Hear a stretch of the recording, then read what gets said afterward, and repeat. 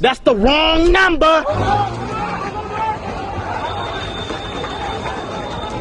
मैं इस टॉपिक के ऊपर कोई वीडियो नहीं बनाने वाला था। डॉक्टर रिजवान अहमद।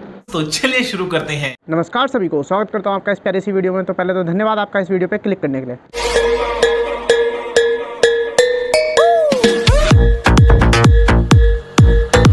आज का जो टॉपिक है उसकी शुरुआत आज से नहीं हुई है, इसकी शुरुआत 2-3 दिन पहले से हुई है। 2-3 दिन पहले मेरे साथ कुछ ऐसा हुआ जिसकी वजह से मेरी नींद ही उड़ गई यार।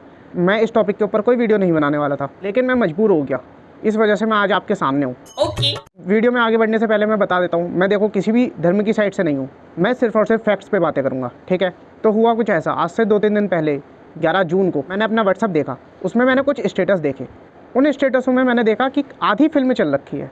आधी फिल्म बताऊंगा मैं कि क्यों मैं आधी फिल्म कह रहा हूँ। कुछ लोगों ने उन स्टेटसों में लगा रखा था कि पत्थर मार रहे हैं कुछ लोग पुलिस वालों को, कभी कुछ कर रहे हैं और उसमें कुछ नारेबाजी चल रही है।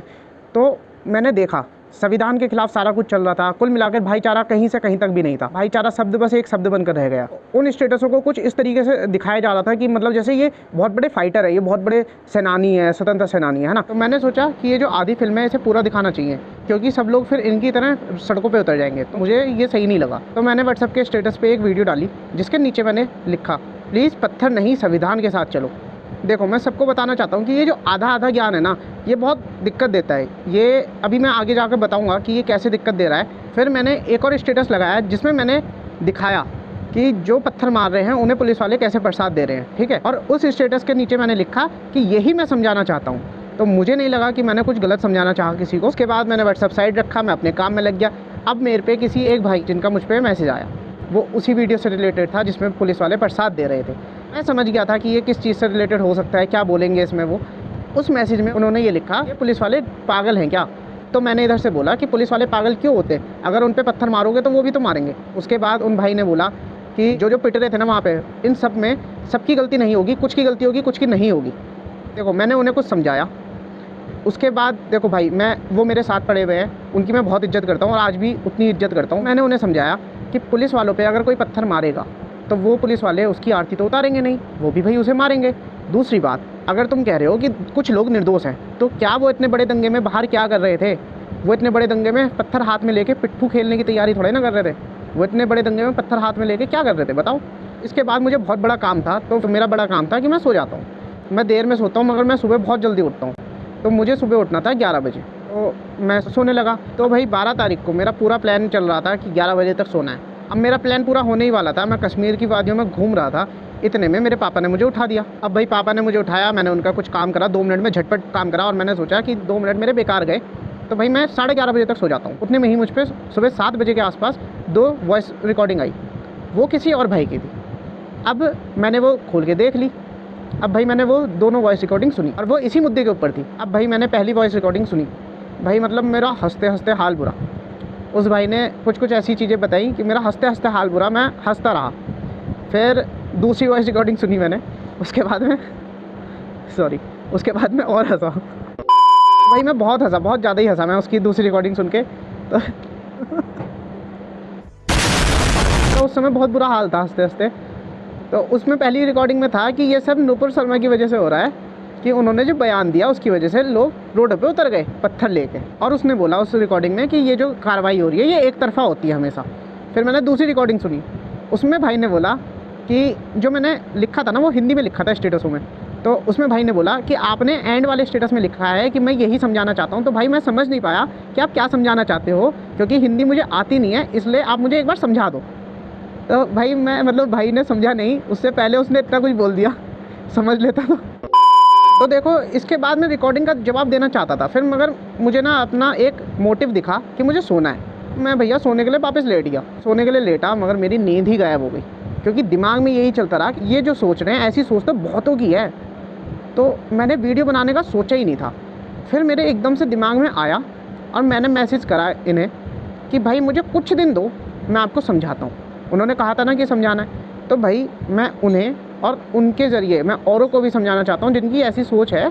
तो भाई मैं ये समझाना चाहता हूँ कि आप लोग ना आधा ज्ञान पेल रहे हो, मतलब आधी फिल्म ही देखिए। मैंने कहा था ना कि आधा ज्ञान जो है ये बहुत दिक्कत देगा आपको, तो ये आधा ज्ञान ही दिक्कत दे रहा है। अब आपके हिसाब से नूपुर शर्मा ने इतना गलत बोला और आपके हिसाब से ही पुलिस वालों ने लोगों को मारा, ये आपके हिसाब से। अब जरा इसकी पूरी कहानी देखते हैं, ठीक है। अब देखो, नुपुर शर्मा ने गलत बोला, ये मैं नहीं डिसाइड कर सकता, ये कोर्ट डिसाइड करेगा क्या उसने गलत बोला, क्या उन्होंने नहीं बोला। मैं अपना एक पॉइंट रख देता हूँ, उन्होंने जो भी बोला वो सही था, गलत था, मुझे नहीं पता, मगर उन्होंने जिस भाव से बोला वो बिल्कुल गलत था। हमारे धर्म में ये नहीं सिखाया जाता दूसरे के धर्म का मजाक उड़ाओ, तो उन्हें नहीं बोलना चाहिए था, चलो मैं मान लेता हूँ। अब आते हैं दूसरे पहलू पे, क्या वहाँ पे सिर्फ नुपुर शर्मा की गलती थी? क्या उस डिबेट में बस नुपुर शर्मा ही बैठी थी? ऐसा क्या हुआ जो नुपुर शर्मा ने ऐसे ऐसे बयान दिए? ये जो बयानबाजी है ना, ये फिल्म का दूसरा पार्ट है। अब इसके पहले वाले पार्ट में चलते हैं। उस डिबेट में एक रहमानी नाम के शख्स थे, क्या उन्होंने शिवलिंग को लेकर अभद्र टिप्पणी नहीं करी? ऐसी बहुतों ने भी करी, मगर उस डिबेट में उन्होंने भी करी। तो उसके जवाब में नुपुर शर्मा ने ये जवाब दिया। तो हम ये क्यों बोल रहे हैं कि नुपुर शर्मा गलत है? हम ये क्यों नहीं बोल रहे हैं नुपुर शर्मा के साथ साथ रहमानी भी गलत है? अब दूसरी बात लेते हैं, अकबरुद्दीन ओवैसी का नाम सबने सुना होगा। उन्होंने हमारी देवी देवताओं के लिए क्या कुछ नहीं बोला, एक बार नहीं बोला, 2 बार नहीं बोला, 3 बार नहीं बोला, कई बार बोला। वीडियो दिखा देते हैं। खुदाया है वो क्या क्या जो पूजा करते हैं, कितने राम लक्ष्मण दुर्गा लक्ष्मी भोला क्या कितने भाई, हर 8 दिन में एक नया बड़ा हो जाता है। अब तो नया आ गए, गणेश थे वो थे महाराज, अब हनुमान जयंती आ गई, रामनवमी आ गई, लक्ष्मी मालूम थी, ये भाग्य लक्ष्मी आज तक नहीं सुने, ये कौन सी नहीं है भाई?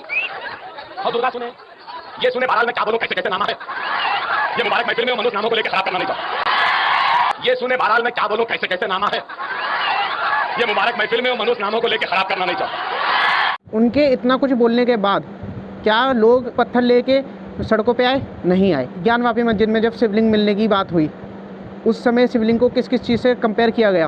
क्या उस समय लोग पत्थर लेके आए? नहीं आए। दिल्ली में हनुमान जी की शोभा यात्रा निकल रही थी, उस समय पत्थरबाजी हुई उस शोभा यात्रा पे, क्या उस समय लोग पत्थर लेकर आए? नहीं आए। इसलिए हम लोगों में ना हिम्मत है कि हम सही को सही और गलत को गलत बोल सकते हैं। हम अगर बोलते हैं नुपुर शर्मा गलत है, तो रहमानी भी गलत है, शोभा यात्रा पे पत्थर फेंकने वाले भी गलत है, अकबरुद्दीन ओवैसी भी गलत है, और खालिस्तान जिंदाबाद बोलने वाले भी गलत है। ऐसे तमाम लोग हैं जो गलत हैं। इतने सारे गलत होने के बाद भी नुपुर शर्मा पे कार्रवाई होगी। उन्हें 6 साल के लिए पार्टी से निकाल दिया। अब आते हैं मेन बात पे, जो भाई की मेन बात थी कि पुलिस वाले उन्हें क्यों मार रहे थे। देखो भाई, अगर नुपुर शर्मा के खिलाफ कोई भी आके प्रदर्शन करता है कोई दिक्कत नहीं है, अनशन करता है कोई दिक्कत नहीं है, मगर तुम आकर मंदिर में पत्थरबाजी करोगे, हनुमान जी की मूर्तियाँ तोड़ोगे, ये सब जब पुलिस वाले रोकेंगे और पुलिस वालों पे भी पत्थर मारोगे, तो पुलिस वाले क्या करेंगे? पुलिस वाले करेंगे ये,